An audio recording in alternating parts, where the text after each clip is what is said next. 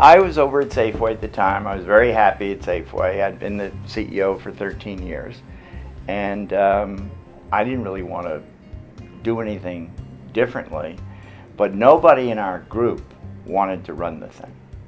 And it really couldn't be run as a collective group of 15 or 20 investors. Somebody had to be there to run it. And basically, I was asked, either you run it or we're going to have to fold here with our offer. So I thought for a while maybe I could do both jobs, keep my job at Safeway and do this. And I thought a lot about it, and I said, if I try to do that, I'm going to fail in both places. The Safeway people will say I'm not working hard enough at Safeway, and the Giants people will say I'm not working hard enough for the Giants. So I had to make a choice. And I was 50 years old, so if ever it was the right time to move, I'd been the CEO for 13 years with Safeway. If it was ever the right time to have a career-changing move, this was it, I think, for me. And I'll never forget, the day they said, okay, Peter, you're going to be our leader. I said, well, we do have some problems. Bob has sold the team to people from Tampa Bay, and how are we going to, undo that? And we called up Bill White, and he says, I got the first hit in Candlestick Park in 1960 when that stadium opened. I have a bias in favor of the Giants. If you people can figure out how to keep the team here, I'll work with you. But you got about 2 weeks to raise the money and make a competitive offer. And so we finally did make the competitive offer of $100 million, and Bob agreed to sell it to us. Yeah.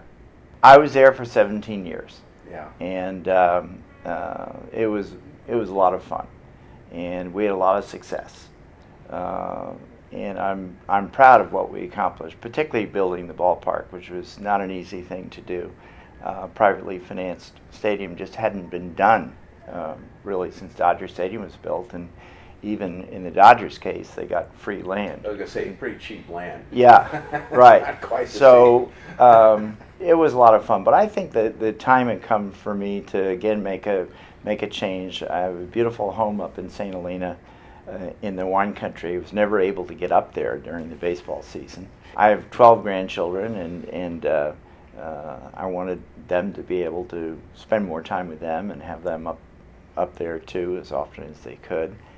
And leaving the Giants was not going to stop my love of the Giants or going to games.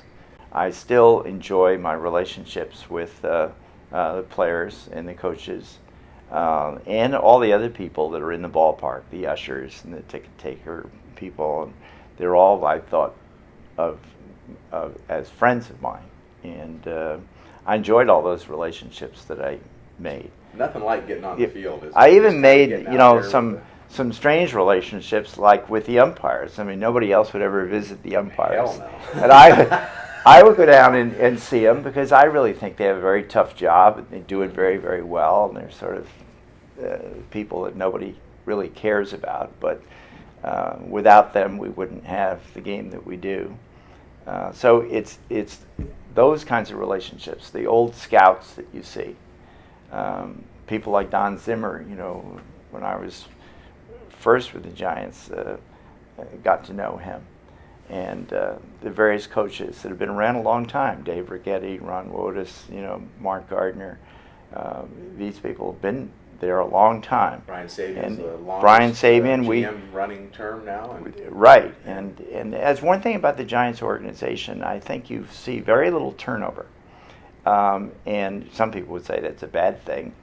In baseball, it goes up and down. And I remember when people were crying for Brian Sabian's head. Mm-hmm. And